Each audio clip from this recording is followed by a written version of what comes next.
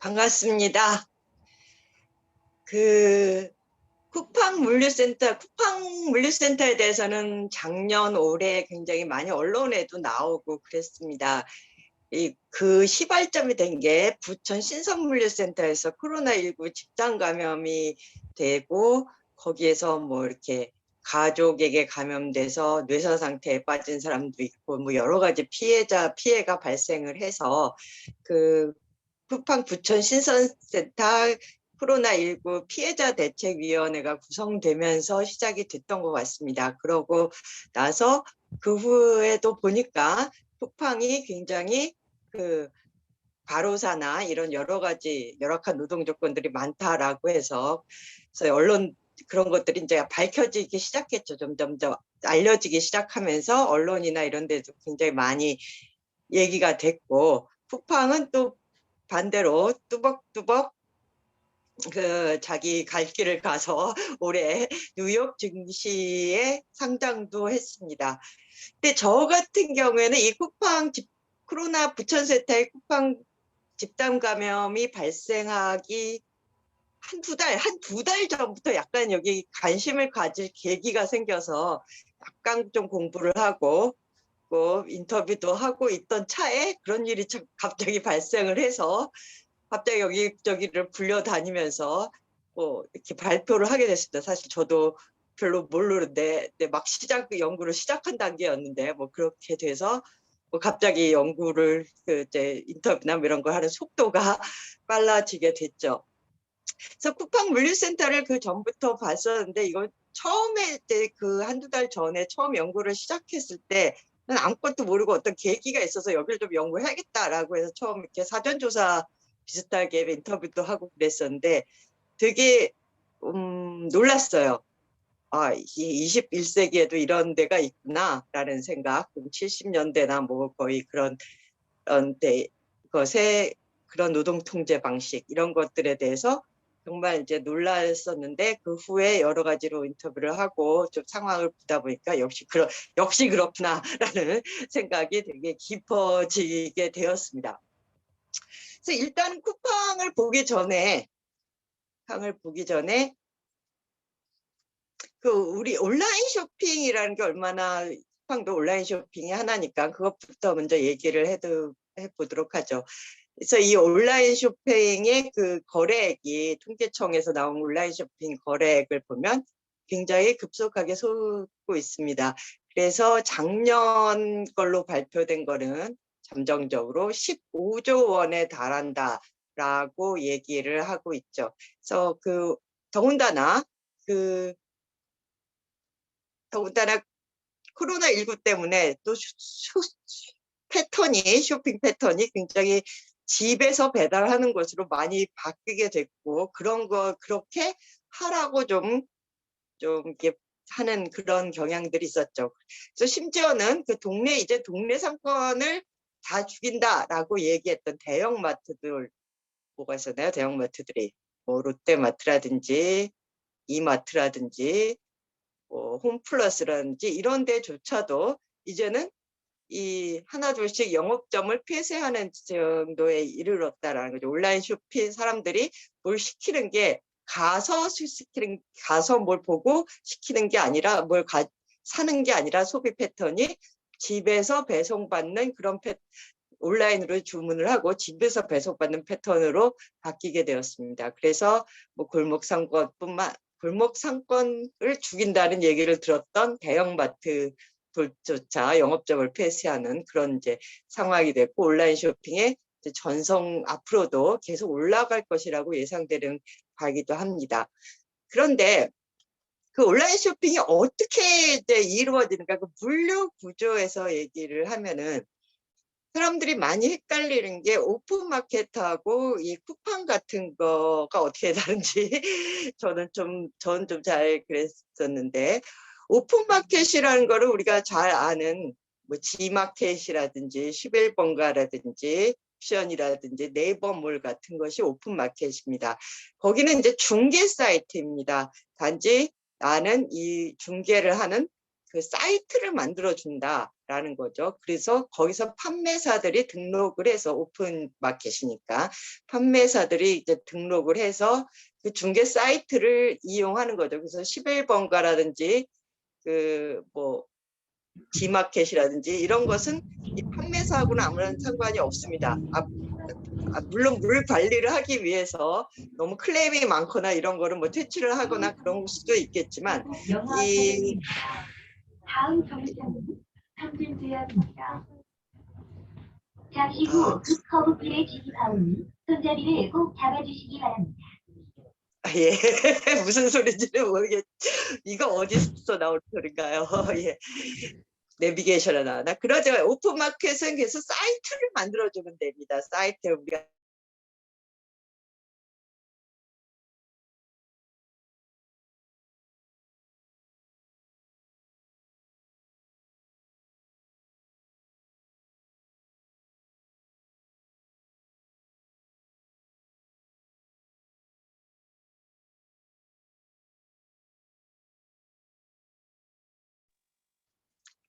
왜 음소거가 됐죠?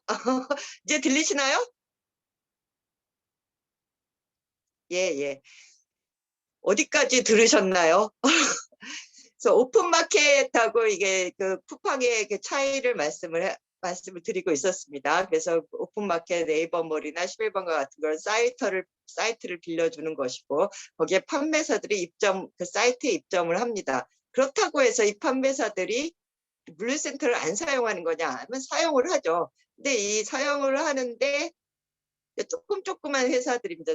제가 고양이 용품을 산다 그러면은 그 11번가에 가서 고양이 용품을 파는 회사들이 몇 개 있습니다. 조그만 회사들이. 거기가 이제 물류센터에 거기다 하면 물류센터에 연락을 해서 이거를 이제 제품하고 포장을 해서 상하차를 해서 이렇게 저희 집까지 오게 됩니다.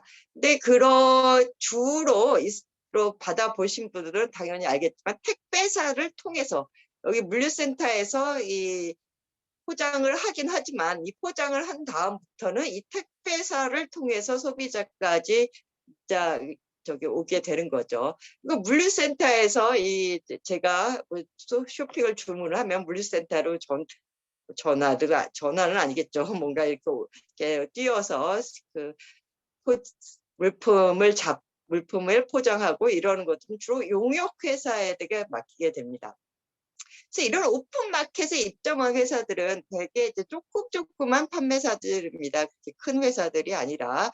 왜냐면 뭐 자기 자체적으로 사이트를 뭐 할 만한 그런 여력이 안 되기 때문에 중소기업 뭐 사실 오픈마켓에 들어가는 거는 하는 판매사로 하는 건 몇 명이서 해서 만들어도 이렇게 들어갈 수 있는 곳이죠. 오픈마켓은.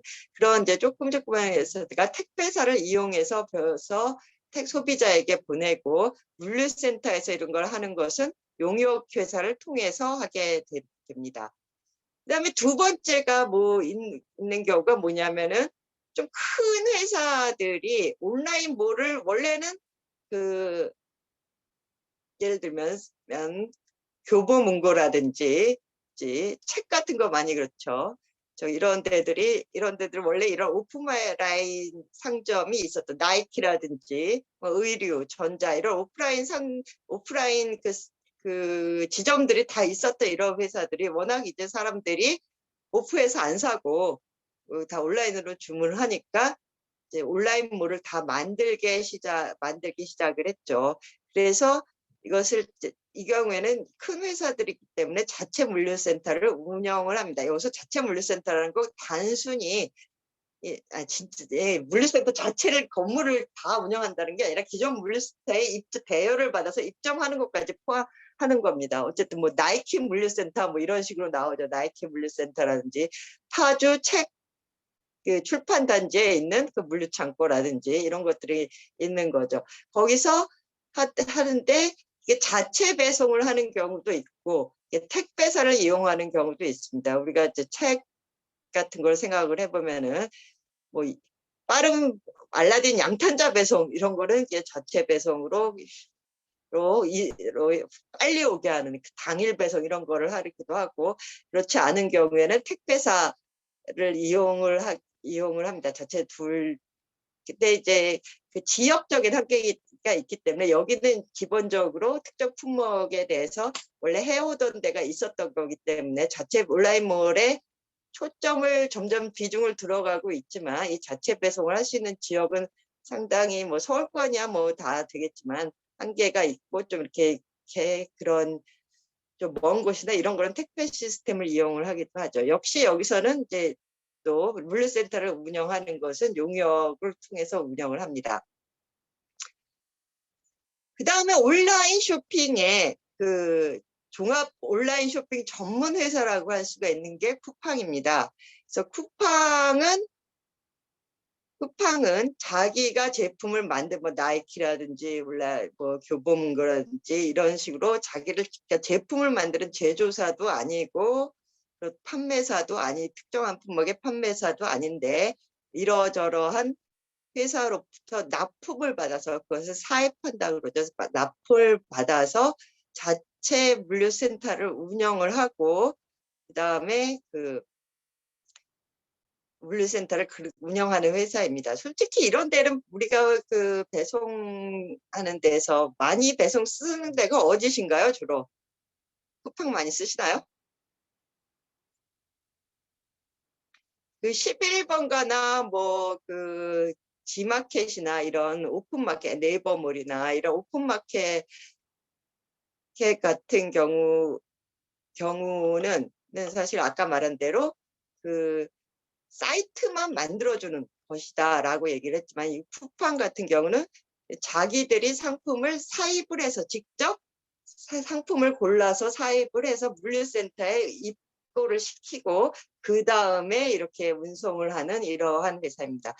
이게 이런 종합 온라인 쇼핑 전문 회사는 별로 없어요. 오픈마켓은 많이 알지만 우리나라에서는 그 쿠팡이 독보적입니다. 독보적인 거고 아는 그 외에 있는 게 쓱닷컴이나 이제 쓱닷컴 아시죠? 그 다음에 마켓컬리, 그 다음에 GS가 올해 뭐 런칭을 한다는 얘기가 있긴 합니다만, 그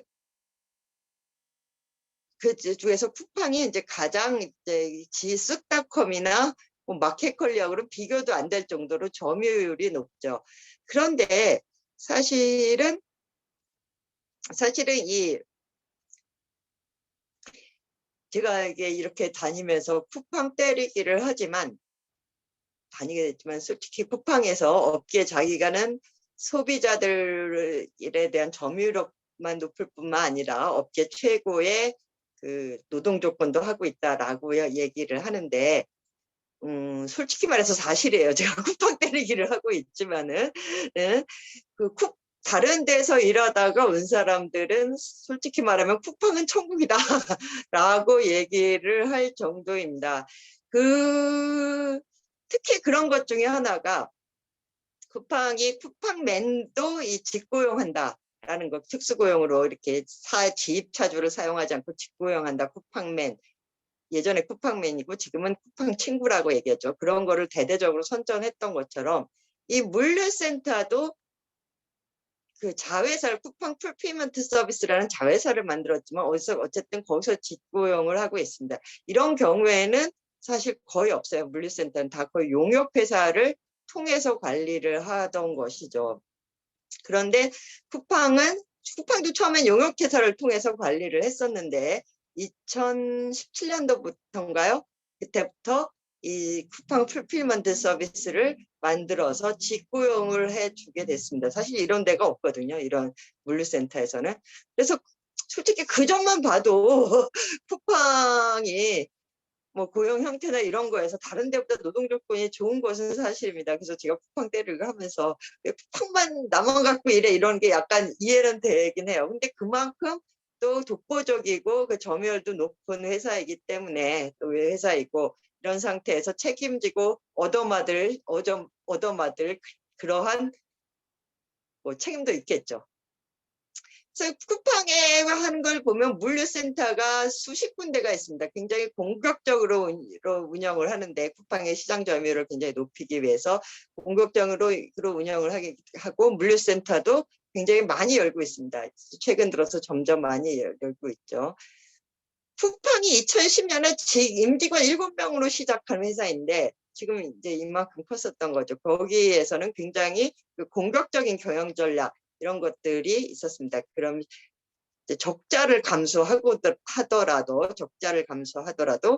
또 시장 점유를 하고 시장 점유를 할 수 있는 서비스를 개발을 하겠다. 이런 공격적인 경영 전략이 있었죠. 그런 서비스에서 대표적으로 나온 게 뭐 빠른 배송이라든지 와우 회원이라든지 이런 거였죠. 사실 이 오픈마켓에서는 그런 서비스를 그 11번가나 이 G마켓이나 이런 오픈마켓에서는 그런 서비스를 개발할 수가 있는 시스템은 아닙니다. 여기는 아까 말한 대로 그 사이트를 빌려주기 중개만 해주는 곳이기 때문에 이제 쿠팡은 자기 이제 소비자들의 그 서비스, 소비자들에 대한 그런 점유율을 높이기 위한 서비스들이나 이런 것을 개발을 하면서 굉장히 점유율을 크게 높여왔습니다. 적자를 감소하더라도 지금까지도 적자예요. 계속 적자죠. 적자는 누적되고 있는데 그런 거를 감소하더라도 일단 점유율을 높이자라는 이제 전략으로 굉장히 투자를 많이 하고 있고 물류센터도 엄청나게 뭐 한 해만 해도 몇 개씩 열고 있습니다. 요즘에는. 그래서 이 고용 형태를 보면 예전에는 보통 이제 용역으로 했었는데 2017년부터 자회사를 만들어서 직고용을 하고 용역은 지역 캠프 정도로 아마 그쪽 정도로 남아 있는 상태입니다. 그래서 다 보시면 아시겠지만 자체 물류센터를 운영하는데 거기서 물류센터에서 그 쿠팡이 포장을 해갖고 이렇게 배송을 하고 상하차를 하면 지역별로 가죠. 지역 캠프로 가서 지역 캠프에서 또 이렇게 내리고 거기 그다음에 또 이제 주소지별로 분류를 해서 또 올리고 해서 소비 쿠팡차가 와서 전달하게 되는 그러한 방식입니다.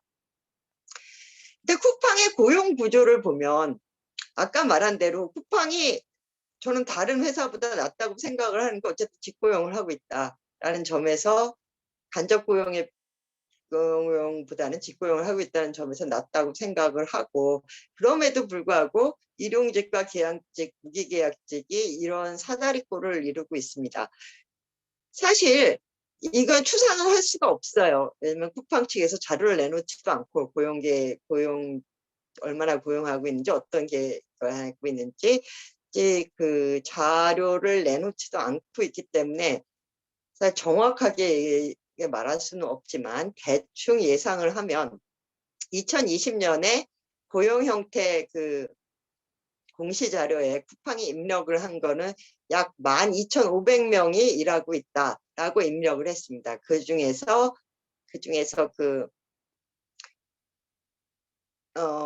약 1,000명, 2,000명 정도는 기간의 정함이 없는 노동자이고 나머지 13,000명 뭐 이 정도는 기간의 정함이 있는 노동자다라고 얘기를 하고 있습니다. 그래서 근데 고용 형태 공시자료는 원래 일용직도 상시 근로자에 속하기 때문에 일용직도 넣어야 되거든요.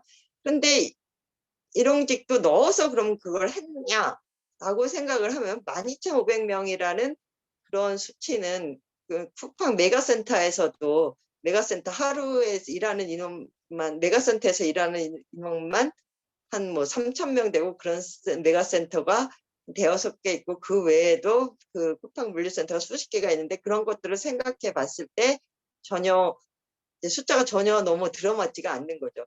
그러면 아마 이 쿠팡에서는 계약직만 생각을 해서 집어넣지 않았을까. 고용 형태 공시 자료는 그 기업이 입력하고 그 다음에 아무런 그거를 검증할 수 있는 절차가 없어요. 기업이 알아서 입력하는 겁니다. 그러고 끝나는 것이기 때문에 뭐 아무런 검증 절차나 이런 게 없기 때문에 알아서 입력하는 거기 때문에 이 사람들이 뭘 입력했을까 생각을 해보면 계약직만 사실 계약직 정도까지 입력하지 않았을까라고 추정을 한다면 12,500명 중에서 무기계약직이 한 2,000명 되고 계약직이 뭐 나머지고 일용직은 그럼 얼마나 될까라고 라는 게 이제 궁금해지죠. 근데 그 부천 신성물류센터에서 코로나 집단 감염이 나왔기 때문에 여기만 좀 조사가 되어 있는 게 있습니다. 여기만 조사가 되어 있었는데 여기서 일용직이 계약직의 약 2.5배를 일하고 있다라는 게 나왔죠. 그래서 그거를 그 수치가 사실 뭐 물류센터마다 다르긴 할 텐데, 네, 그러면 뭐 대충 뭐 그 정도다라고 2.5배 정도일 거다라고 해서 대충 두들겨 맞추면 한 4만 명 정도가 일을 하고 물류센터에서 그중에서 한 65%가 일용직이고 무기계약직은 10%고 한 25%가 계약직이다. 이렇게 볼 수 있을 것 같습니다.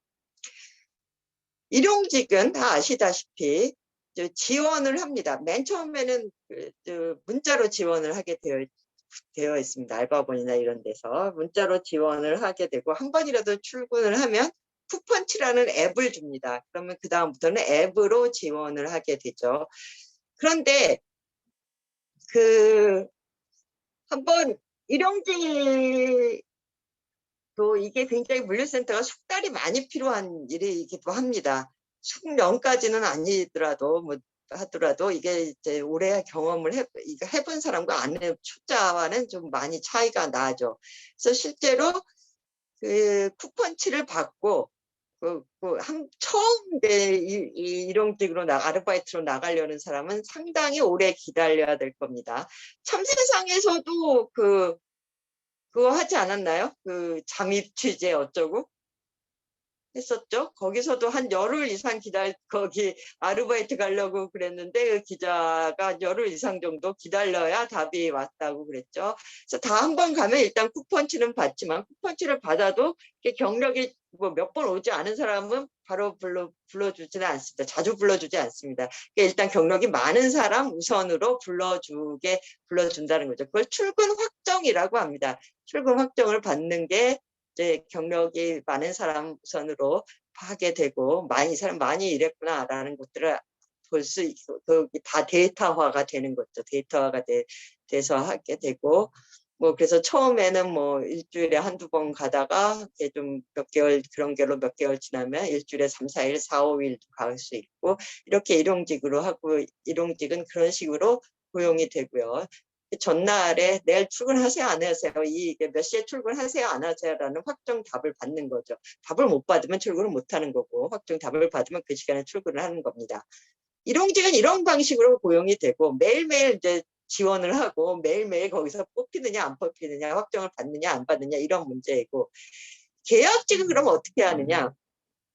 계약직에 이제 쿠팡이라는 회사가 풀필먼트 워낙 체계가 없는 회사이기 때문에 모든 사람 다녀본 모든 사람이 인정하는 거 워낙 체계가 없는 사람이기 때문에 누가 계약직이 되느냐 이런 것도 일용직 중에서 대충 오래 하면은 계약직 해라 이렇게 권유하는 경우도 있고 이런 식으로 이제 권유를 하는 경우도 있고 공채를 하는 경우도 있고 그런데 또 이렇게 물류센터마다 달랐는데 요즘에는 이런 식으로 좀 정형화를 시키려고 하는 것 같습니다. 3개월 계약을 일단 하고 그 다음에 거기서 재계약을 하게 되면 9개월 계약을 하고 그 다음에 또 재계약을 하게 되면 12개월 재계약을 하죠. 그럼 2년을 채우게 되니까 무기계약직이 될 수 있는 겁니다. 그런데 문제는 뭐냐면은 재계약을 못하면은 쿠팡센터에서 재계약을 못할 때는 쿠팡센터에서 거의 3개월간은 일을 할 수가 없습니다. 일용직으로 신청을 해도 그게 다 공유가 되는지 안 불러준다고 하더라고요.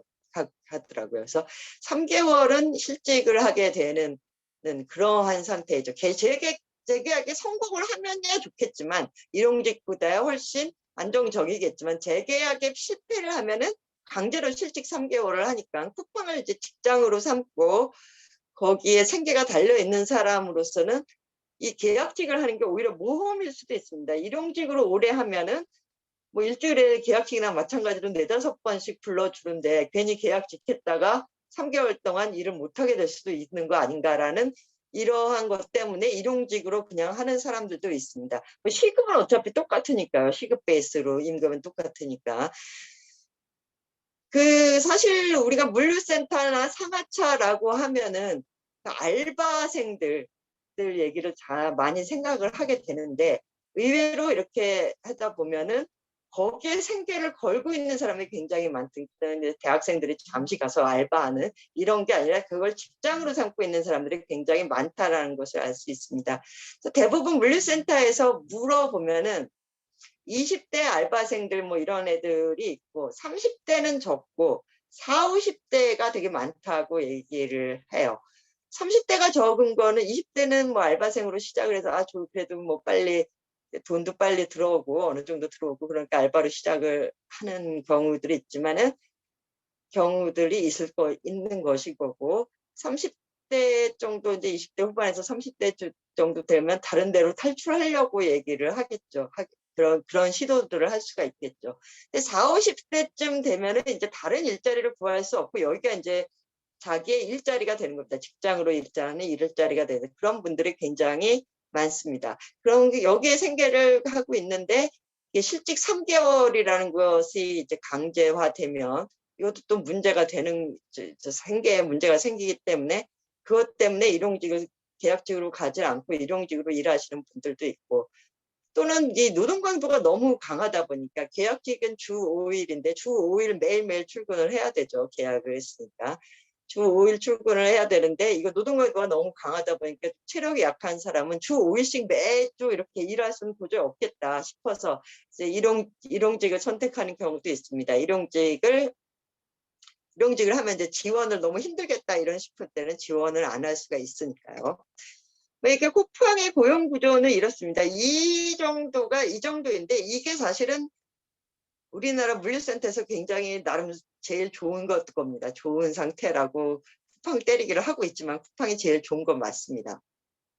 그래서 이 물류센터의 공정을 보면 어떻게 보면 입고라는 게 있습니다. 아까 쿠팡이 오픈마켓이랑 다른 것은 이 직접 물건을 납품받을 사입을 해서 쌓아놓고 그 소비자들한테 주문을 받아서 한다 그랬죠. 그 입고를 IB라고 하는데 여기서는 이제 들어오는 물건들을 검수하고 진열 선반이나 팔레트 같은데 이렇게 다 진열을 하는 그런 게 입고입니다. 거기 이제 그 다음에 이제 그게 주문을 받아서 나가는 게 출고인 거죠. 그 사이에 재고 관리라는 거 이거 부랑이 맞냐 아니냐 이런 것들을 하는 거고. 그래서 쿠팡 물류센터를 보면은 뭐 한 5층짜리 건물이다 그러면은 뭐 한 2층부터 5층까지는 다 창고인 거예요. 쫙 물건들이 쌓여 있는 거죠. 물건들이 쌓여 있고 포장을 여기서 그 다음에 출고라는 것은 주문에 따라서 지품이란 건 뭐냐면 창고를 돌아다니면서 이 주문에 따라서 이 상품을 집는 겁니다. 말 그대로 집는 피킹이죠. 집는 것을 얘기를 하고 2, 3, 4, 5층에서 창고를 돌아다니면서 집는 지품이 있고 그 지품에서 창고를 돌아다니면서 이 PDA를 들고 다닙니다. 그래서 어디에 무슨 물건이 지금 오더가 떨어졌으니까 그걸 집어라. 그러면 그걸 집어서 레일로 내려보냅니다. 그럼 1층에서 열심히 포장을 하고 그 다음에 허브로 이렇게 레일 같은 데로 갑니다. 이게 무슨 물류센터마다 좀 떨어져 있는 데도 있고 좀 붙어 있는 데도 있고 그럽니다만 거기서 이제 좀 주소지불로 분류해서 이 차에 싣게 되는 그런 과정이 있습니다. 그 중간중간에 그쪽 간접이라고 하는데 이 간접 공정들이 있습니다. 이거는 온갖 잡다한 일, 부자재 갖다 주기라든지 그 상자 접어주기라든지 아니면 레일 밀어주기라든지 이런 것들을 하는 그 일들이 있습니다. 이 물류센터의 현장 위계 구조를 보면은 사원들이 있고 왜 캡틴이 그 위에 PS라고 뭐에 약든지 모르겠는데 노란 조끼라고 보통 현장에서 부릅니다. 이건 거의 모든 센터에서 마찬가지인 것 같은데 그리고 캡틴이 있습니다. 매니저는 정규직이지만 사실 사원들이 매니저를 직접 볼 일은 없습니다. 캡틴은 공장 생산직 같은 거에 대해서 한 반장 정도에 해당하면 된다. 그 정도의 그 정도급 관리자다라고 생각하시면 될 것 같습니다. 그래서 PS는 조장 정도 이렇게 되는 거죠. 사실 계약직 PS 심지어는 일용직을 쓰는 경우도 있습니다. 그래서 이 사원들은 이 앞에 공정들을 막 하고 이 캡틴이나 PS가 이걸 돌아다니면서 이제 관리를 하는 거죠. 빨리 해라라든지 너 여기가 밀렸으니까 저쪽에 가서 일하라든지 막 이런 식으로 현장에서 일을 하게 됩니다. 사실 저는 이 노동 통제 구조에 대해서 좀 이렇게 분석을 해보고자 했었습니다. 시간이 많이 갔네요. 근데 빨리 할게요. 그래서 노동 통제 이론을 보면은 사실 브레이버만은 노동 통제 노동과 독점 자본 잘 아시다시피 과학적 관리 테일러리즘을 분석한 이게 노동 통제 이론의 가장 큰 고전이라고 얘기를 하죠. 이 테일러리즘 분석, 구상과 실행의 분리, 원래 노동자들이 갖고 있었던 경험적 지식을 매뉴얼화해서 그 두뇌 쪽으로 옮기고 있고, 노동자들은 그 지시에 따라서만 일을 하게 되는 그러한 테일러리즘을 분석한 브레이머만의 노동과 독점 자본이 노동통제 이론의 가장 고전적인 이론입니다. 그 후에 몇 년 안 된 후에 에드워즈라는 사람이 쓴 게 유형화를 한 게 있습니다. 그래서 노동 통제를 단순 통제나 기술적 통제, 관료적 통제로 얘기를 했습니다. 그래서 단순 통제는 자본주의 초기에 조금 기업 규모가 작고 이랬을 때 식장들이 우리 직접 돌아다니면서 너 이렇게 일해 저렇게 해, 그리고 마음에 안 들면 너 나가, 너 끝이야, 파이어, 뭐 이렇게 하는, 뭐 고용주가 관리자일 수도 있고 고용주를 대리하는, 사용자를 대리하는 관리자가 있을 수도 있지만, 이런 이제 자본주의 초기에 단순한 이런 통제들을 얘기를 합니다. 우리가 여기서 말하면 노가다 팀이 항상 이렇게 돌아가는 방식, 이런 거라고 얘기할 수가 있겠죠. 그런 이제 자본주의의 작은 집단별로 그런 게 있었는데, 이제 대기업화되고 그러면서 기술적 통제, 컨베이어라든지 이런 것들이 나타나게 되었죠. 그래서 이게 브레이버만이 말한 테일러리즘의 그 분석 시기이기도 합니다. 이렇게 브레이버만이 탈숙련화를 얘기를 했고, 이게 굉장히 이런 테일러주의에 의해서 구상과 실행의 분리 이런 걸 위해서 탈숙련화되고 노동자들이 그냥 시키는 대로 할 수밖에 없는 이런 집단이 되었다라는 것을 얘기를 했는데, 이 에드워즈는 이거 역사적으로 분석한 건데, 이게 탈숙련화가 됐지만 그럼에도 불구하고 이런 동질적인 집단이 대규모로 형성될 수 있었다. 대공장 같은 식으로. 그렇기 때문에 단결을 하고 노조라든지 노동운동이라든지 노동자 정치라든지 이런 것들이 가능했다라고 얘기를 합니다. 그래서 이제 거기에 대항해서 나온 것, 대응해서 나온 것이 관료적 통제라고 얘기를 하는 거죠. 그러니까 그 규정을 굉장히 한다, 규정을 정해준다는 거죠. 책임 범위, 어떻게 하면은 뭐 보상을 받고, 어떻게 하면은 징계를 받고, 이 책임의 범위가 어떻게 되고, 승진해 보는 어떠한 기재로 한다. 이런 것들을 회사에서 마련하고, 사규들을 마련하고 공무원식으로 이렇게 꼼꼼하게 마련하는 방식으로 이거 노동자들의 노동 과정을 통제하게 된다라는 얘기를 하고 있습니다. 물론 이거는 다 하나의 역사적인 흐름이긴 하지만, 하나가 뒤에 거가 앞에 거를 완전히 대체하는 건 아닙니다. 예를 들어서 단순 통제가 다음엔 기술적 통제 뭐 있다고 해서, 단순 통제가 뭐 2차 노동 시장에는 아직도 있죠. 노가다랄지 뭐 이런 데 있는 것이고, 뭐 기술적 통제도 아직도 컨베이어 벨트가 있고, 그래서 생산직 같은 경우에 기술적 통제가 되게 강하고, 사무직 같은 경우에는 관료적 통제가 강한 이러한 현상을 보이기도 하고, 2차 노동 시장 같은 경우에는 단순 통제가 아직도 남아있고, 이런 역사적인 순서가 있긴 합니다만은 이게 이제 결합되거나 혼합되어 있는 거죠. 뭐 그렇게 얘기를 하고 있습니다. 그 다음에 노동통제의 이론에서 중요한 사람은 주보프인데, 이 사람의 개념은 정보 파놉티콘입니다. 파놉티콘은 다 아시죠? 푸코의 감시어처벌에서 나온 것으로서, 그 중앙은 꼼꼼하게 하고 밖에 원주에 있는 죄수들은, 중앙의 감시자는 어둠 속에 가려져 있고, 원형의 밖에 원주 쪽에 있는 죄수들은 밝게 하면은 항상 감시되고 있다라는 걸 내면화하게 될 수밖에 없다라는 이 구조. 그래서 모든 것을 볼 수 있다. 파놉티콘이 모든 것을 볼 수 있다라는 뜻 아니에요. 팬데믹 할 때 그 펜 전반적으로 다 볼 수 있다. 롭티콘 이게 보다라는 거니까. 근데 이게 이제 다 아시다시피 컴퓨터라든지 이런 걸 통해서 중앙에서 이거를 다 파악을 할 수 있다라는 거를 이제 연구를 하면서 정보 파놉티콘이라는 얘기를 붙였습니다. 이 주보프가 이 책을 써낸, 정보 파놉티콘이라는 개념을 해서 책을 써낸 시기가 1988년입니다. 그럼 지금은 엄청나게 더 이 정보 판업팀은 발전을 했죠.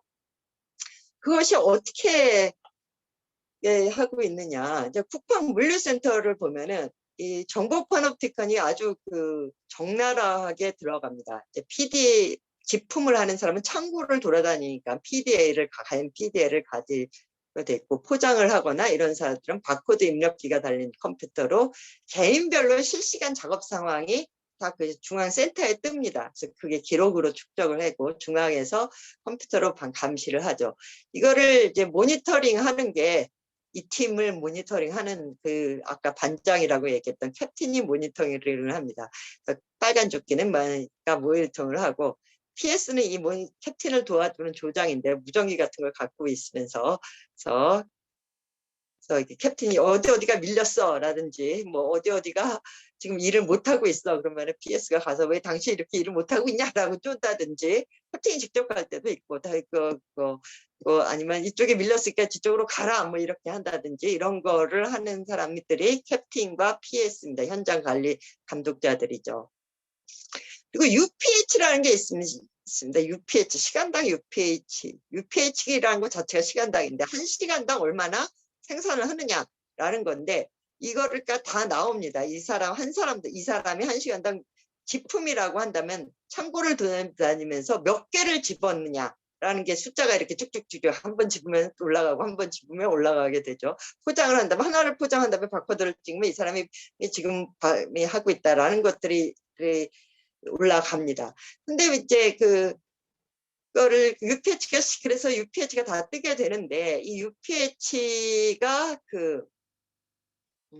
시간당이긴 한데, 이 사람을 개인을 평가하는 데 있어서, 개인의 작업을 평가하는 데 있어서, 이걸 하루에 이 사람이 몇 개를 집었는가, 뭐 몇 개를 포장했는가, 이런 몇 개를 날랐는가, 이런 걸 보는 게 아니라 시간당으로 완전히 경쟁을 시킨다는 거죠. 이제 시간별로 저성과절을 호출을 합니다. 세 명. 아까 여기 이제 인터뷰에서 나오는 게, 이제까지 빨리 했으니까 이제 좀 천천히 해야겠다 한다는 게 안 된다는 거죠. 매 시간마다 끝에서 3명을 UPH, 끝에서 3명을 방송으로 불러서 나와라고 한다면 너 왜 이렇게 늦어? 라고 혼나게 되는 거죠.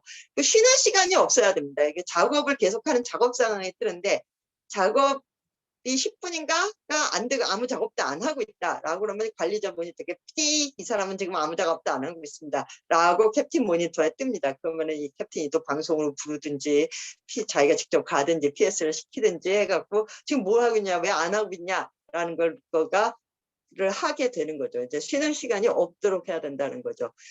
그래서 재밌는 건, 화장실을 갈 때 다 보고를 하고 가야 됩니다. 화장실 갈 때도 내가 지금 화장실 가야 되니까 몇 분 동안 작업을 쉬겠다. 화장실 몇 번 걸리잖아요. 그러면 쉬겠다는 걸 다 보고를 하도록 가게 되어 있습니다. 그런데 이제 이가 좀 작은 센터 같은 경우에는 그것도 되는데, 이제 큰 센터 같은 경우에는 일일이 캡틴을 찾아서 보고하기도 좀 힘들고, 급할 때는 뭐 그럴 수도 있고, 이게 굉장히 수치스럽다고 합니다. 이게 특히 남성이 이성의 관리자한테, 남성이 여성 관리자한테 나 화장실 가야 된다라고 하든지, 여성이 남성 관리자한테 나 화장실 가야 된다라고 한다든지, 이런 게 좀 수치스럽고, 뭐 그러니까 그냥 말 안 하고 쓱 빨리 갔다 오는 경우도 있습니다. 그래서 뭐 한 5분, 6분 뭐 이렇게 하면, 이게 안 뜨고 있으면 관리자들은 사람이니까 화장실 갔나 보다 뭐 이렇게 생각을 하는데, 한 10분 넘어가면 바로 부르든지 찾아와서 너 뭐 하고 있었느냐,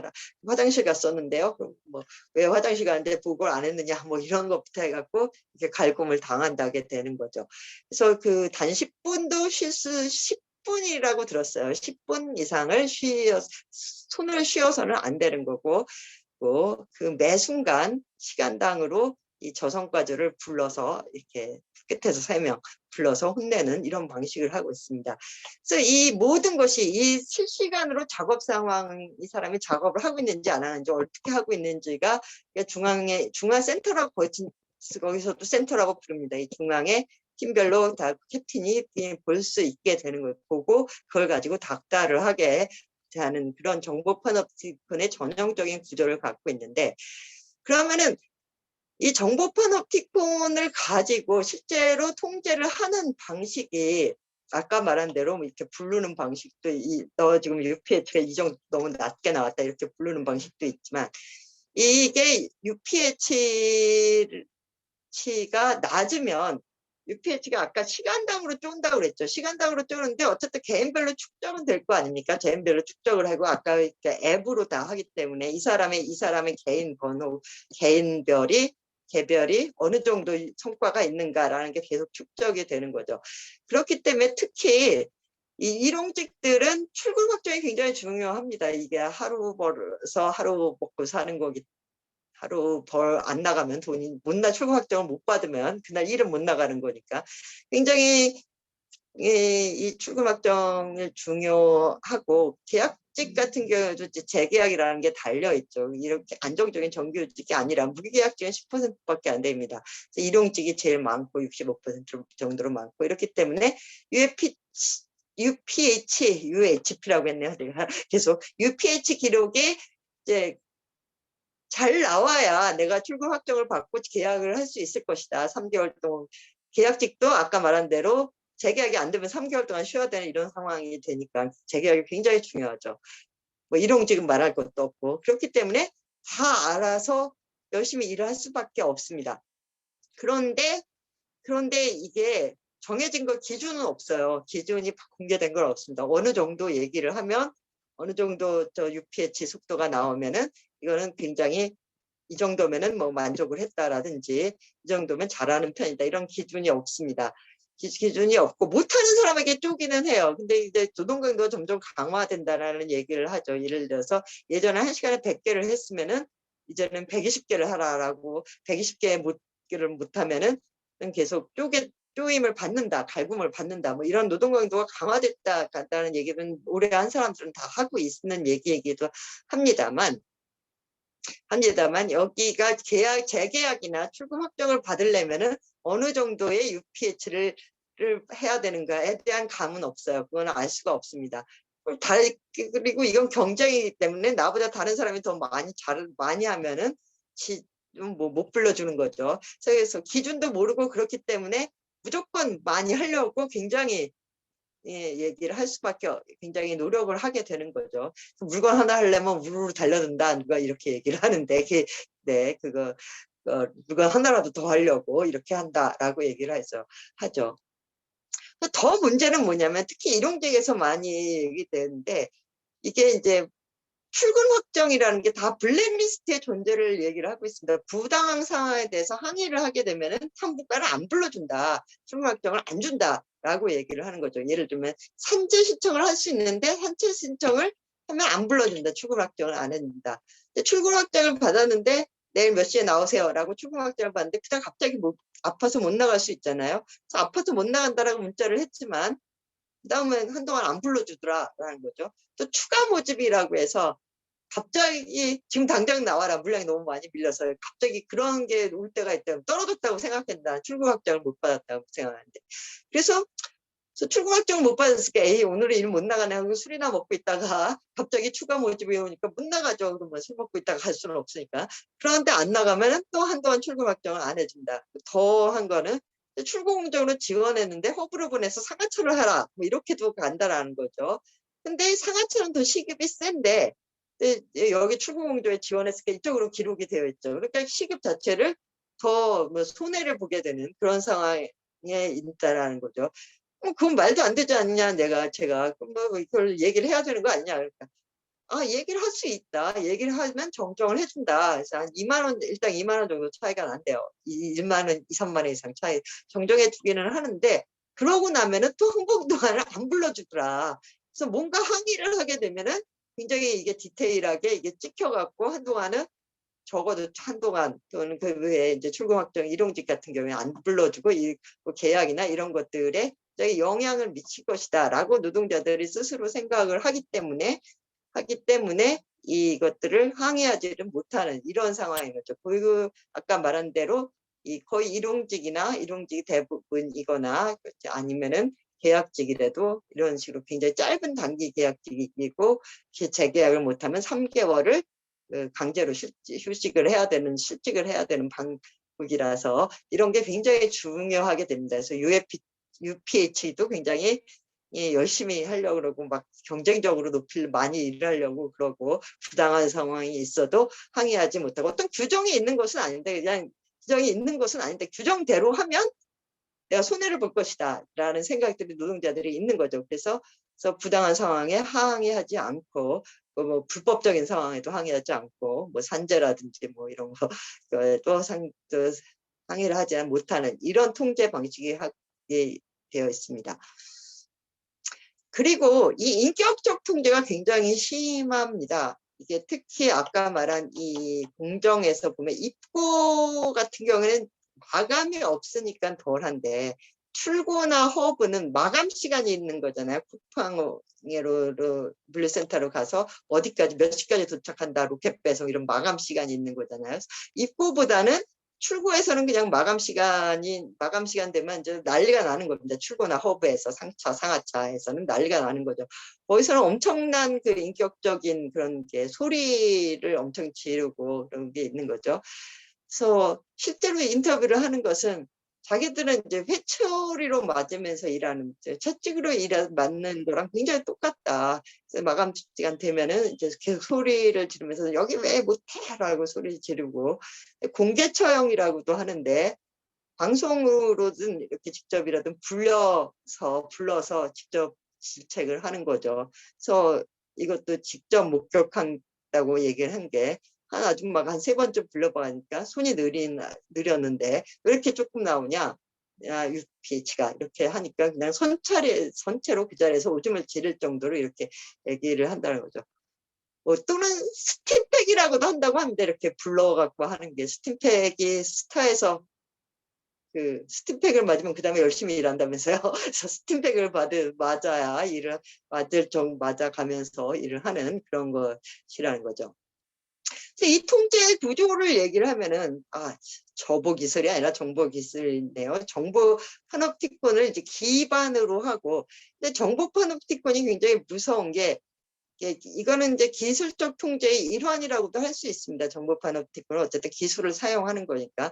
그런데 예전에 말한 그 테일러주의 뭐 노동과 독점 자본에서 브레버만이 말한 이런 아까 말한 에드워즈가 그래도 기술적 통제를 하면 탈숙련화되고 동질적 집단이 형성되면서 단결을 할 수 있는 그런 이제 토대가 되었다라고 얘기를 했습니다만 이 정보 기술에 하게 되면은 굉장히 개별화되고 개별 경쟁을 강화하게 된다라는 거죠. 그러니까 집단화가 오히려 어려워지는 그런 것이고 그 기록이 계속 정보가 축적이 돼서 내가 앞으로 계속 불이익이 있을 수가 있게 된 그런 두려움을 갖게 됩니다.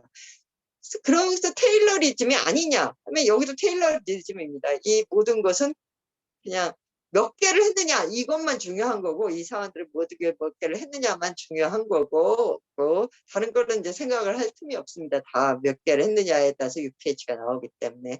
그리고 사실 굉장히 단순 통제죠. 아까 말한 이 에드워즈의 단순 통제적 성격이 있죠. 막 못하면은 해고와 고용이나 또는 이제 갈구는 거, 괴롭히는 거 이런 인격적 통제를 해서 사실 어떤 면에서는 이 자본주의 초기에 단순 통제가 부활한 것이다. 정보 판업티콘과 결합해서 부활하게 됐다는 거죠. 저는 이게 되게 문제다라고 이게 무섭다라고 생각을 하는 게 이 정보 판업티콘과 신자유주의 시대의 고용 자체가 굉장히 불안정한 이런 불안정한 고용 형태가 합쳐지면은 기술 단순 통제, 기술적 어떤 관료적인 어떤 규정이나 이런 것도 없이 그냥 막바로 해고하고 자르고 자기 마음대로 자의적으로 자르고 자의적으로 갈고 욕하고 이런 단순 통제가 나타나고 있는 그런 형태라고 생각을 합니다. 더군다나 이 이제 정보 판업티콘을 그럼 테일러리즘이 아닌가 하면 굉장히 테일러리즘이죠. UPH를 통해서 진짜 아무 생각도 없이 전혀 생각을 해서는 안 된다라는 게 여기 규칙이라고 합니다. 뭔가 좀 예쁘게 포장을 한다. 이렇게 상처를 할 때도 이거를 좀 차곡차곡 잘 쌓게 한다. 이런 거를 생각하면 도저히 UPH를 맞출 수가 없고 무조건 이 숫자로만 나오는 UPH를 맞춰야 된다는 거죠. 그래서 이게 완전히 테일러리즘이라는 것이고, 그래서 이 정보 파노프티커스는 기술적 통제의 하나이기도 하지만 사실 정보는 굉장히 아까 말한 대로 개별화 효과를 갖게 되고, 그렇기 때문에 집단화를 기술적 통제에 의한 예전에 그 브레이버만이나 에드워즈가 70년대에 생각했던 그런 집단화는 오히려 못하게 하는 그런 개별화 효과를 갖게 된다는 것이죠.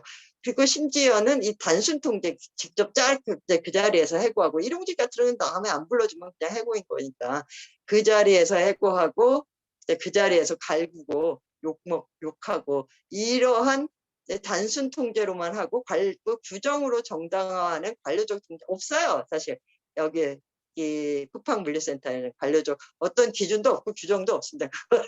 그 누가 승진하고 누가 뭐 이런 것도 없습니다. 그냥 뭐 대충 하는 거예요.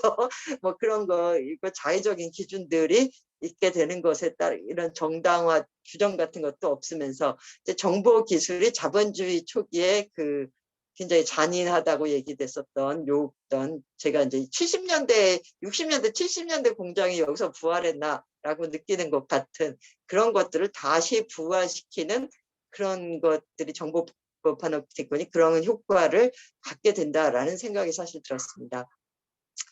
그리고 이건 보론인데 이걸 얘기 안 할 수가 없어서 제가 넣은 겁니다. 꼭 노동 통제는 아니지만 많이 죽었지 않습니까? 이게 죽을 수밖에 없는 게 연장 근무를 강제로 합니다. 여기는 물류센터라는 건 굉장히 큰 창고이기 때문에 이 주거지에서 멀리 떨어진 시골 바닥에 있죠. 땅값도 싸고 이렇기 때문에. 그래서 어떻게 그 차가 다니지 않는 것들 셔틀로 다 대부분 다니게 되는데, 셔틀 버스가 집에 어쨌든 가까운 각지에 다 이제 셔틀버스 다니는 지점이 있습니다. 이 셔틀버스 돌아다니는 셔틀버스가 돌아가야 되는데 연장근무가 끝나는 시간에 출발을 한다는 겁니다. 연장근무가 끝나는 시간에 출발하기 때문에 나는 연장근무를 하기 싫어도 집에 갈 수단이 없기 때문에 할 수가 없는 거죠. 그래서 뭐 추노한다. 추노가 원래 그런 뜻이 아닌데 많이 쓰이는 게, 상하차 하다가 추노한다 이런 말 많이 쓰지 않습니까? 근데 추노를 못하는 게 이게 도망간다는 걸 추노한다라고 얘기를 하죠. 하다가 너무 힘들어갖고 또 도망간다는 게, 원래 추노는 그런 뜻은 아니지만 요새 20대들이 그렇게 쓰고 있죠. 근데 이 물류센터가 힘들어서 도망가는 사람도 많은데 도망을 못 가는 게 교통수단이 없어서 도망을 못 가는 거죠. 그래서 어쩔 수 없이 그냥 끝까지 일을 하고 오는데, 그 교통수단이 없는데 난 걸어서라도 도망가겠다라고 하는 사람들이 이제 생기는 것이고, 그런데 이제 셔틀버스가 연장근무가 끝나는 시간에 출발하니까 연장근무를 안 할 수가 없는 그런 상태가 되는 거죠. 8시간 근무가 실제로 8시간 근무보다 더 많아지게 되는 경우가 굉장히 일주일에도 몇 번씩 연장근무를 한다 그래요.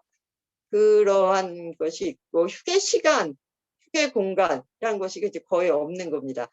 뭐 식당도 밥 먹는 시간 1시간 중에서 줄 서는데 30분이고, 그 식당 밥도 되게 뭐 물류센터만 하면 다르지만 대개의 물류센터는 뭐 잘 나오는 데도 한두 군데 있다고 그래요. 그런데 대개의 물류센터는 이거 먹고 어떻게 일하냐, 뭐 육체적인 노동인데 이럴 정도인 것이고, 그리고 이게 굉장히 층고가 높습니다. 물류센터는 거대한 창고이기 때문에 층고가 높은데 휴게실에 한 건물에 하나 있습니다. 한 건물에 하나 있기 때문에 이거를 오르락 내리락 하기가 굉장히 힘든 거죠. 근데 엘리베이터는 하나밖에 없어서 계단으로 왔다 갔다 이제 그 밥 먹는 식당이나 뭐 휴게실을 가거나, 식당에도 휴게실을 가거나 계단으로 왔다 갔다 하려면 이런 보통 건물보다 훨씬 층고가 높은 이런 것을 계속 왔다 갔다 할 수밖에 없기 때문에 그게 너무 힘들다라는 거죠. 그래서 그냥 쉬는 것도 계단에 쪼그리고 앉아서 쉬거나 집에서 뭘 이렇게 쌓아와서 계단에서 먹는 게 낫지, 이거를 그 많은 거 오르락 내리락 하면서 이거를 하는 게 오히려 어렵다, 이런 얘기들이 많이 있죠. 이렇기 때문에 사실은 과로사가 많이 생기는 수밖에 없는 거죠. 특히 심야 노동이기도 합니다만. 그리고 창고라는 게, 물류창고라는 게 아까 말한 대로 이 창고를 위주로 거대한 창고이기 때문에 층고도 굉장히 높을 뿐만 아니라 냉난방 시설이 없는 거죠. 그래서 이제 가장 힘든 게 뭐냐? 이 냉난방 시설, 그러니까 여름에 또 이 철판과 이 물류센터에서 하는 이런 데서 일할 수밖에 없는 이런 것들, 이런 노동 환경이 굉장히 열악한 것이고, 그런 게 이제 사고, 가로사나 이런 것으로 이어지고 있다고 생각합니다. 제가 좀 이론적으로 얘기를 해보려고 했던 것은, 이 정보 파놉티콘이라는 것이 사실은 기술적 통제이긴 하지만 이 예전 시대와는 달리 굉장히 개별화되는 효과를 가지고 있고, 그러면서 관료적 통제보다는 오히려 그 자본주의 초기에 그러한 이제 단순 통제, 인격적 통제나 갈굼이라든지 욕이라든지 아니면은 이제 해고라든지 이런 거를 통해서 이런 것들을 부활시킨 게 아닌가라는 생각이 드는 거죠. 그래서 실제로 그 60년대 70 그 한국 노동계급의 형성 구혜근 교수가 쓴 뭐 그런 것을 보면 거기선 그렇게 얘기를 하죠. 60, 70년대 노동자들의 그런 게 꼭 돈이나 그런 것이 아니었다. 노동자들의 저항이라는 게 돈이나 그런 것이라기보단 인간답은 대접을 받고 싶다라는 게 가장 큰 그 욕구였다. 가장 큰 욕구였다. 그래서 87년에도 굉장히 그런 게 많았죠. 욕설, 관리자들에 의한 욕설 금지라든지 뭐 두발 뭐 자유화라든지 뭐 이런 게 많았고, 그래서 노동자들의 그런 것이 인간다운 대접을 받고 싶다라는 것이었고, 그 이후로 굉장히 뭐 그래도 87년 이후로 점점 개선이 됐다라고 생각을 했는데, 이곳이 사실은 그 예전에 60, 70년대로 돌아간 것들, 인격적인 통제 말 그대로 인간다운 대접을 안 하는 거죠. 아까 회초리로 맞는 것 같은 계속 불러다가 공개 처형을 하는 이런 식의, 그렇게 그리고 그런 걸 안 하면은 이제 당장 잘려는 이런 식의 라는 것, 이런 식으로 이루어지고 있는 게 물류센터인 것이고, 그게 이제 특히 이제 정보 기술과 결합해서 굉장히 뭐 규정 이런 것도 없이 이런 방식으로 일하게 할 수 있는 이런 노동 통제 방식을 부활시킨 게 아닌가라고 생각을 하고 있습니다. 예, 여기까지 발제를 마치겠습니다. 네, 수고하셨습니다.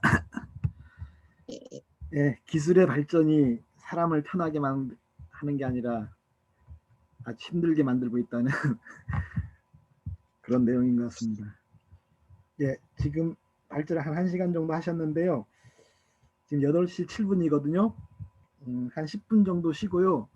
혹시 질문이나 뭐 의견이 있으시면은 채팅창에 채팅창에 남겨주시면 좋겠습니다. 그리고 직접 얘기하셔도 좋고요. 예, 쉬도록 하겠습니다. 10분 동안 8시 지금 8분 20분에 시작하도록 하겠습니다. 예.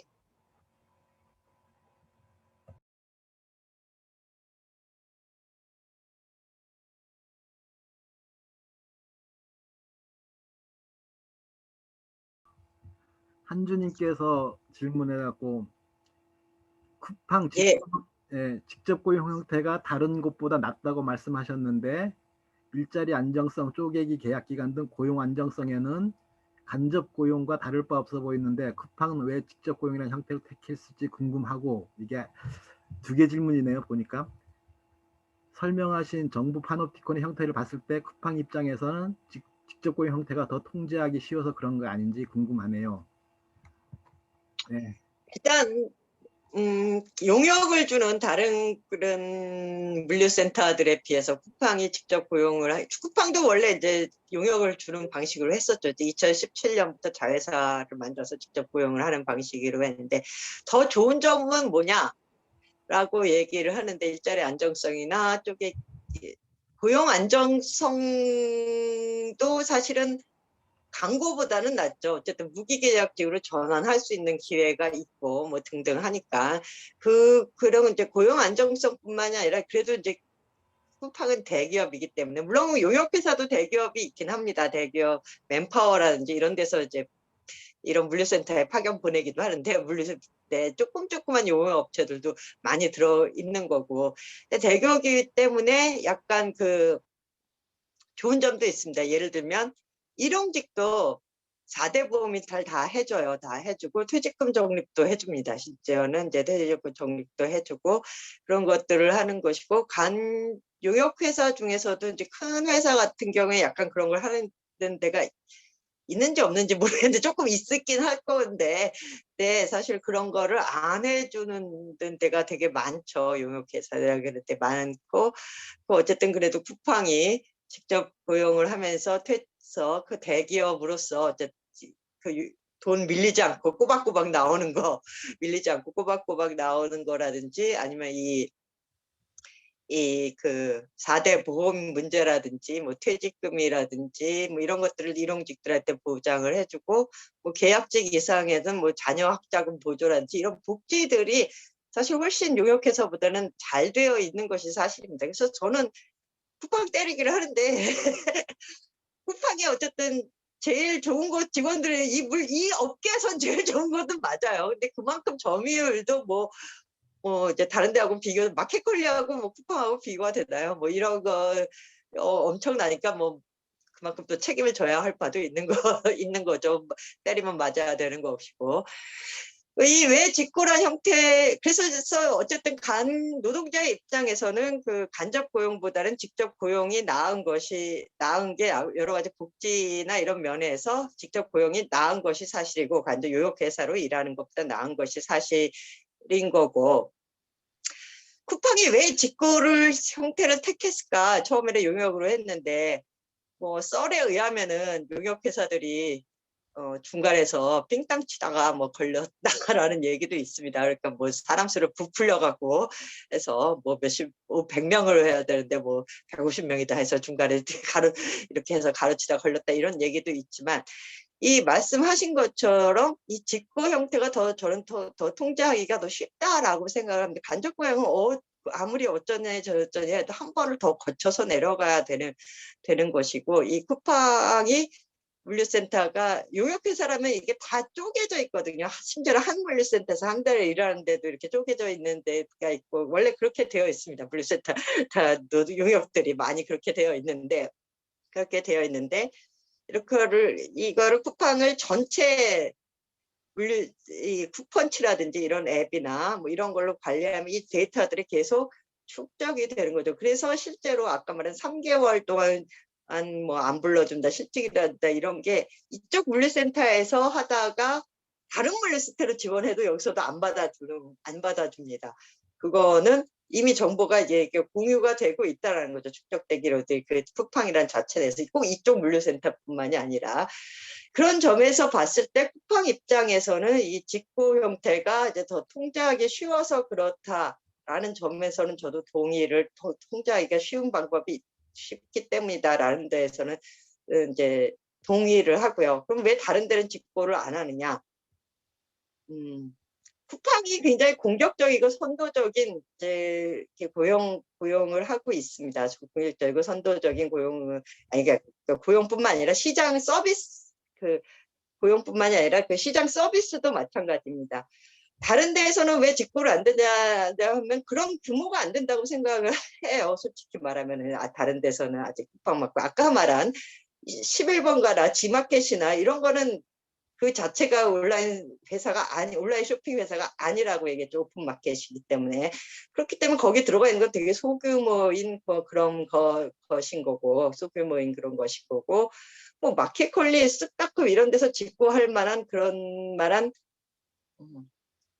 규모나 그렇게 그걸 다 통제할 만한 그런 규모나 통제해서 이익을 볼 만한 규모 같은 게 사실은 안 되죠.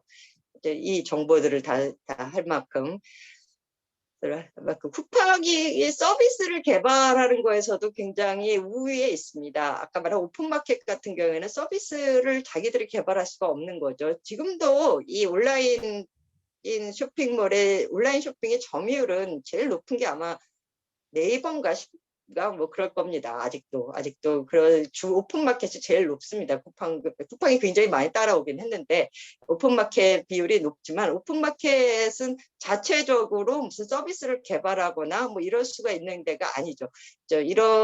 실제로 또 서비스를 개발하고 와우도 하고 뭐 이런저런 한데, 또 뭐 심지어는 와우 회원에게 와우에게 쿠팡 플레이 서비스도 해주고 뭐 이런저런 강의랑 서비스를 개발할 수 있는 거 하는 회사는 지금 쿠팡밖에 없는 거고 굉장히 열심히 하고 있는 거고 그래서 이제 쿠팡 입장에서는 더 통제하고 직접 고용을 하면서 통제를 하고 이런 서비스를 개발할 때는 사실 그 마감도 지켜야 되고 뭐 이런 이제 서비스를 개발하면 거기에 맞춰야 되고 이런 게 되게 중요하잖아요. 그렇기 때문에 직고를 선택했다라고 봅니다. 그런 서비스를 맞추기 위해서. 그래서 더 통제하기가 쉽다는 얘기도 또 그와 연결이 되어 있는 거라고 생각을 해요.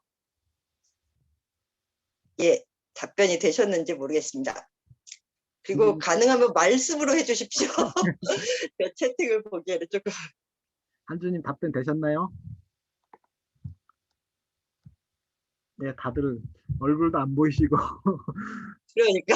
말도 안 하시고 그래서 네, 답변이 됐나 보네요. 네, 혹시 또 다른 질문이나 의견이 있으시면은 직접 목소리로 이렇게 해주셔도 됩니다. 네, 답변 듣다 보니까 너 깡패랑 일할래, 도둑이랑 일할래 이런 얘기가 비슷한 것 같아서 예, 없으십니까?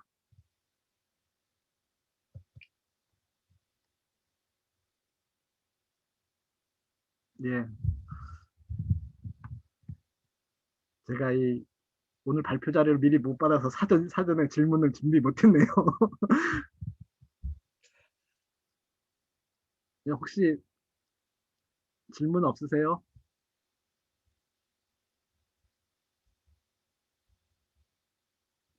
이 침묵.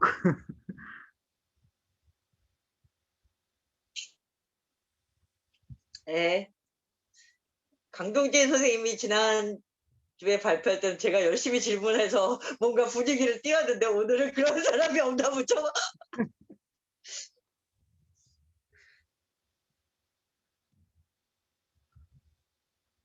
예, 질문이 없으신 것 같네요. 의견이 없으시면 뭐 빨리 끝나는 것도 좋을 것 같습니다라고 얘기하면 안 될까요? 예, 없으시면은 네, 마치려고 하는데요. 저희 이 세미나 하는 자료가 그 유튜브에 이제 민중언론 참여상이라고 검색하면은 거기에 올라가 있거든요.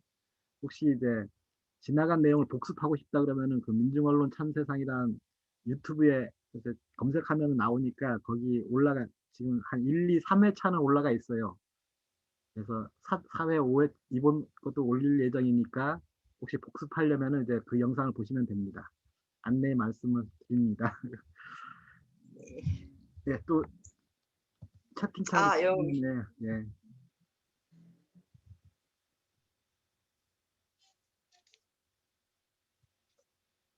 이게 코로나19 강좌에서 다루려고 했던 문제의식이 궁금한 건 사실 저는 뭐냐면은 이 앞에서는 계속 코로나19를 얘기했는데 갑자기 쿠팡 물류센터가 들어가니까 원래 제 차례는 뒤에 노동통제나 이런 쪽에 들어가 있었는데 이 프로그램을 보시면 아시겠지만 이 뒤에 보면 꼭 보면 이렇게 프로그램에 보면 코로나19 이후에 어쩌고저쩌고 쭉 앞에 있고 뒤에 뭐 노동 부분이 있고 뭐 환경 부분도 있고 뭐 이렇게 지역 부분도 있고 이런 상황인데 원래 뒤에 이 노동 통제 부분에 있었습니다. 근데 앞에 하려던 사람이 뒤로 밀어달라라고 얘기를 해서 제가 땜빵으로 이때 나온 겁니다. 그래서 이게 딱히 코로나19 강자라고 할 수는 없고 코로나19 이후에 뭐 이러한 거를 이제 새로운 것들을 하겠다라는 그런 취지에서 얘기했지만 꼭 코로나19만은 아니고 지금 현 사회의 여러 문제들 뭐 노동 문제라든지 환경이라든지 이런 것들을 다 다루고 있는데 저는 코로나하고 별로 상관이 없었는데 여기 중간에 끼게 된 것은 그 앞에 사람이 펑크를 해서 제가 다 땜빵으로 이렇게 하게 되었다라는 말씀을 드리고 싶습니다. 그 발제자의 대답이었고 그 사회자로서 이렇게 얘기를 하면은 일단은 제일 뭐 어떤 뭐 커다란 문제의식이 있었다기보다 섭외하기가 쉬워서 섭외하기 쉬워서 이렇게 했던 게 있었고요. 그다음에 두 번째로는 이제 코로나19로 해서 이제 비대면 서비스가 어쨌든 뭐 많이 각광을 받기도 하고 주목받기도 하고 얘기도 많이 되고 그러고 있잖아요. 그리고 그 비대면 서비스를 하면서 가장 많이 그런 게 이제 접촉이 이제 많이 불가능해지면서 많이 이용하는 게 배달 서비스이고 택배 서비스이고, 그러니까 물류업이라고 하는 것 중에 이제 최근에 들어와서 많이 확장되기도 하고 이제 온라인 쇼핑 이런 게 많이 커지면서 이제 했던 게 그 어쨌든 물류 서비스 중에 가장 대표적인 그런 걸 활용하는 게 이제 온라인 시장인데, 온라인 쇼핑몰인데, 이제 그 거기서 이제 어떤 노동 형태가 이루어지고 있는지, 그리고 실제 노동의 과정은 어떠한지 이런 부분에 대해서 좀 살펴보는 게 좀 필요할 것이라는 생각이 들어서 또이 코로나 솔직히 말해서 땜빵이었잖아요. 아닙니다. 이제 그런 문제의식 속에서 연결시키자면 그렇습니다. 어쨌든 코로나 이후로 이 코로나 때 사실 쿠팡이 엄청나게 성장을 한 것도 사실 쿠팡을 비롯해서 다른 온라인 서비스도 마찬가지지만 쿠팡도 이것이 기회다라고서 열심히 했고 뉴욕 증시에도 상장을 하고 또 이제 앞으로도 이 비대면 코로나 이후 코로나와 코로나 시국에 굉장히 중요했던 게 이 쿠팡과 이 온라인 쇼핑이긴 했죠. 굳이 연결을 시키자면. 그리고 뭐 전 세계적으로도 지금 가장 매출액이 큰 기업 중에 하나가 아마존이잖아요. 예. 그러니까 뭐 페북이나 뭐 구글이나 이런 IT 기업이 이제 가장 큰, 애플 같은 이제 IT 기업이 가장 크게 성장하고 있는 것에 이제 하나로 이제 IT 기업인지는 모르겠지만 하여튼 아마존이 같이 이제 그 대등하게 성장하고 있는데, 이런 이 세계를 지배하고 있는 기업에 대해서도 알아야 되지 않겠냐는 생각도 들어서 노동의 입장에서 이제 그런 문제의식도 있고, 굳이 막 덧붙이자면 예, 그런 생각입니다. 예, 혹시 또 다른 질문이 있으시면은.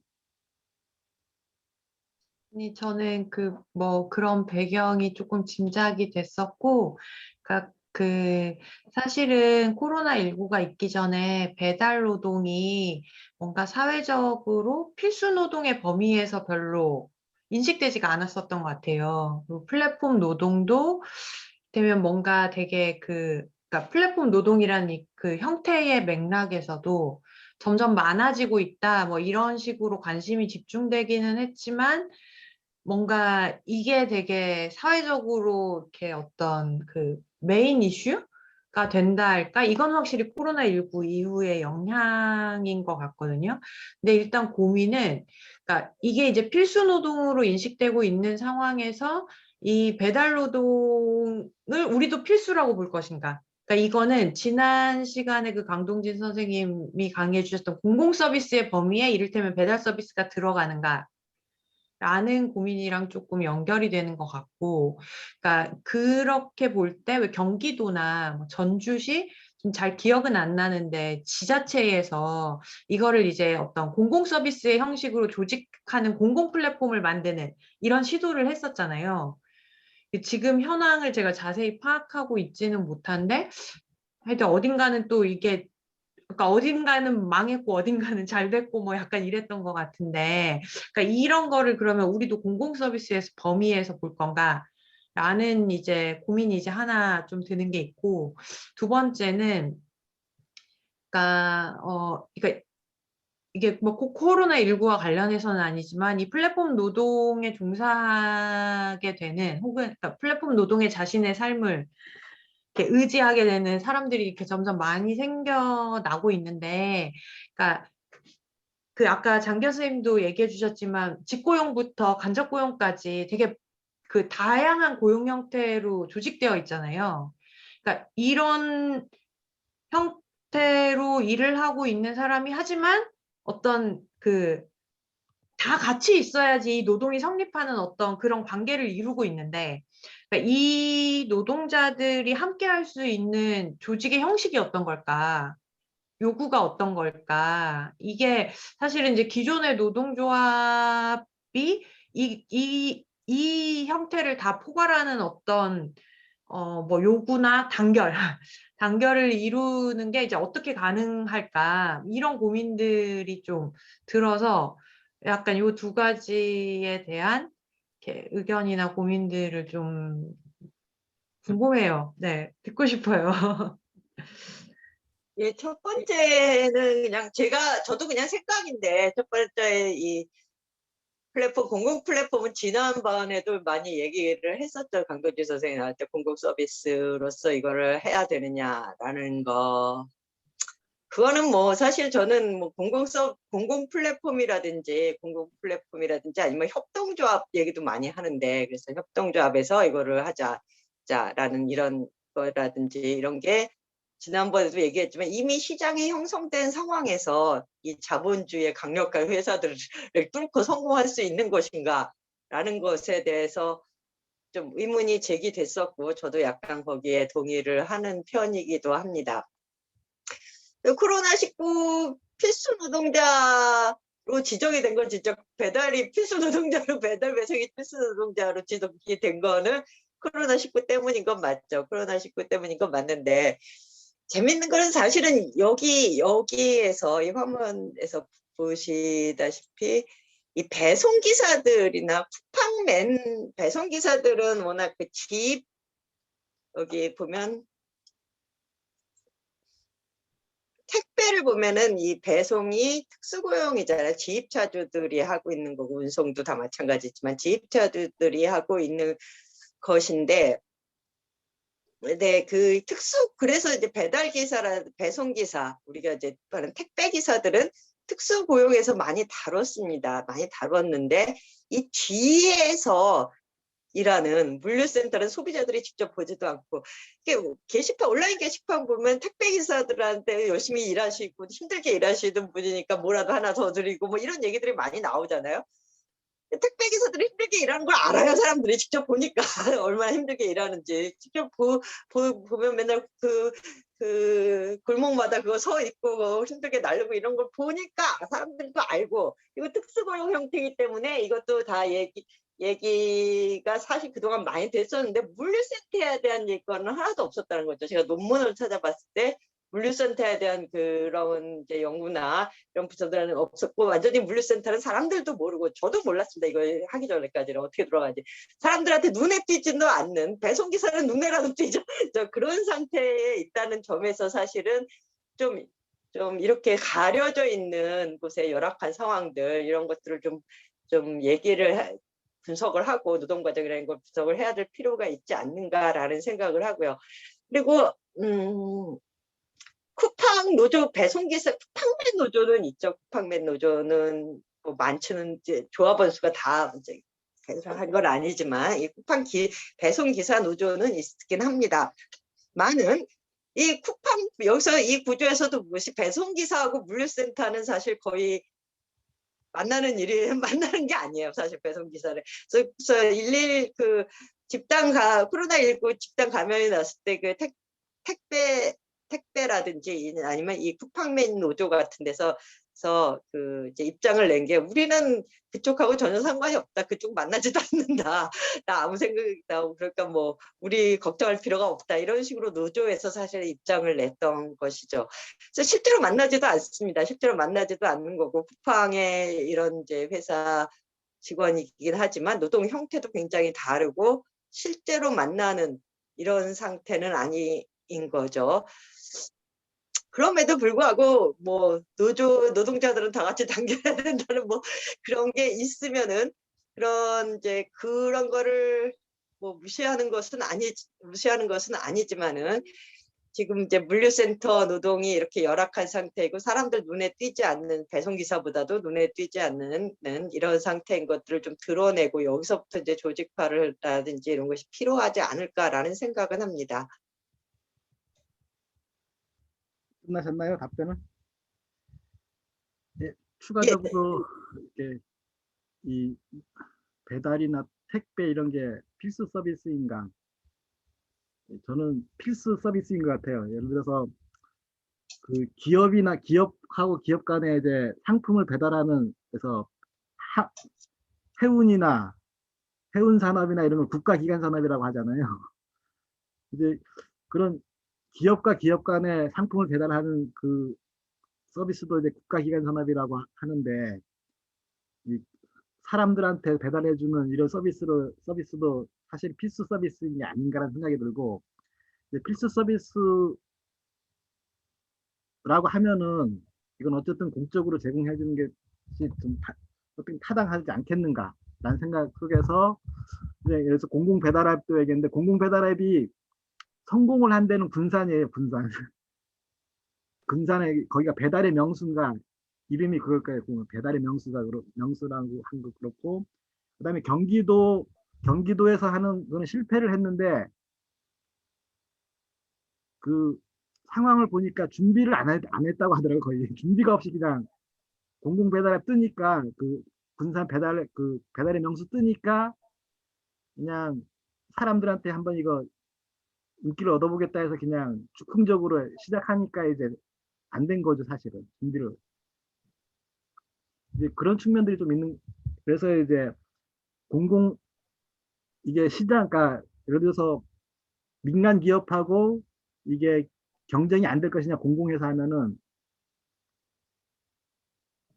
그거는 사실 그 개인에 대한 정보는 갖고 있는 거는 국가나 지방자치단체가 훨씬 더 많이 갖고 있잖아요, 사실은. 알고 보면은.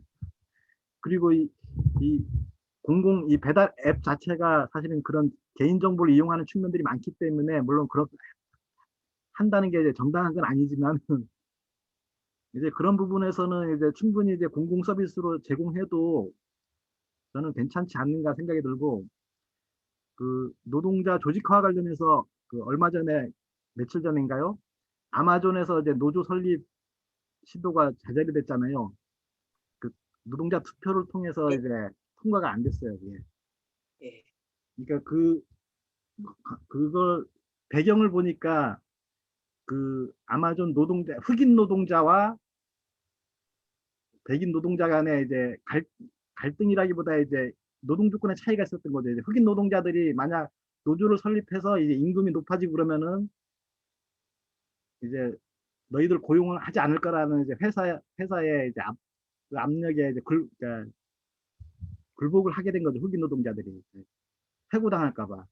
이제 그런 것들이 이제 작용했던 측면이 컸던 것 같고, 그래서 이제 아마존에서는 노조 설립 시도가 이제 좌절이 됐는데, 그런 것 같아요. 여기 그 보면은 층층이 이제 그 고용 형태도 다르고, 그런 상황에서 이들의 어떤 단일한 이해관계를 어떻게 무엇으로 도출해 놓을 것인가, 이 부분이 좀 가장 핵심적으로 이제 고민이 돼야 되지 않겠는가, 저도 그렇게 생각하는데, 그게 무엇인지는 저도 잘 모르겠어요.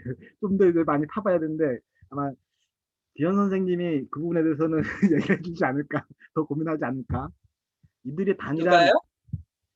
이 고용 형태가 이제 굉장히 다르고, 일하는 곳도 다른, 그러니까 물류센터에서 일하는 사람, 배송하는 기사, 다 각자 이해관계가 다를 텐데, 이들이 단일한 요구를 무엇으로 만들 것인지에 대해서 고민하고 있지 않을까라는 생각이 드네요.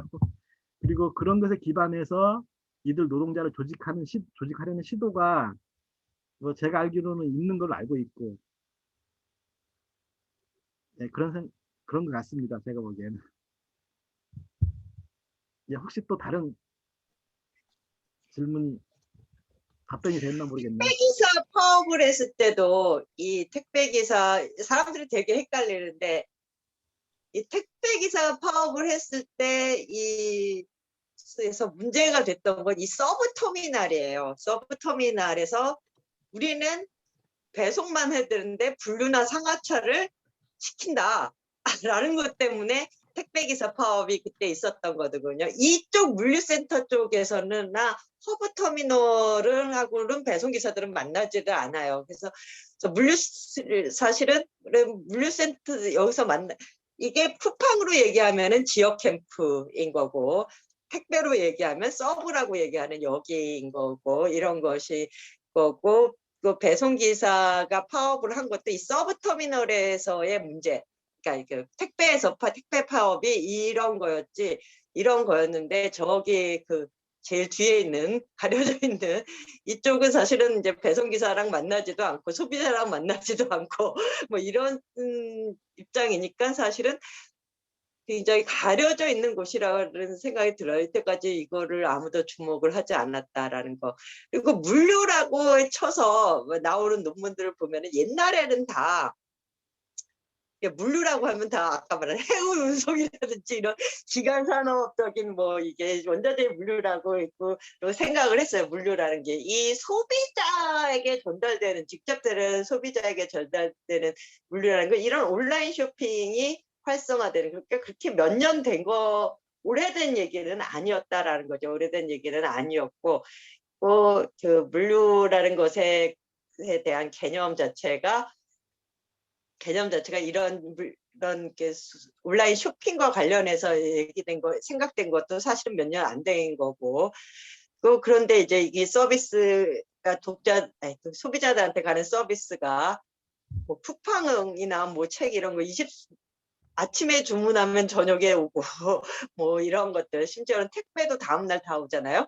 뭐 이런 것들이 있고 그거는 이제 마감 시간이라는 것들 때문에 이런 물류센터에서 일하는 사람들은 그걸 때문에 엄청나게 되는 거죠. 사실 뭐 원자재 물류라면 뭐 그것도 마감 시간이 있겠지만 사실 뭐 그래도 1분 1초를 다투는 건 아니지 않을까 싶은데 여기는 정말 1분 1초를 마감을 안 하면 1분 1초. 왜냐면 오늘 아침 오전에 주문을 했는데 나는 신기한 거 오전에 주문하는데 저녁에 오더라고요. 진짜로. 뭐 그렇게 되는 상황에서는 1분 1초를 그러니까 1분 1초의 마감이 있을 수밖에 없고 그렇기 때문에 특히 출구나 허브 공정에서의 사람들이 엄청나게 갈굼을 당하면서 이 마감 시간 되면 거의 전쟁터처럼 하고 있는 이런 노동 조건이 이제 열악한 상황인 거죠. 노동 통제를 그렇게 하고 있는 거죠.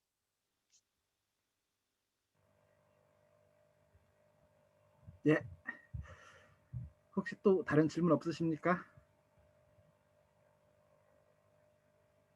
예, 없으면은 혹시 장gen 선생님 마지막으로 하실 말씀 있으세요? 아니요, 없는데요. 다른 분들이 좀 말씀을 해주셨으면 좋겠습니다만 뭐 말씀이 없으시면 끝나도 될 것 같습니다.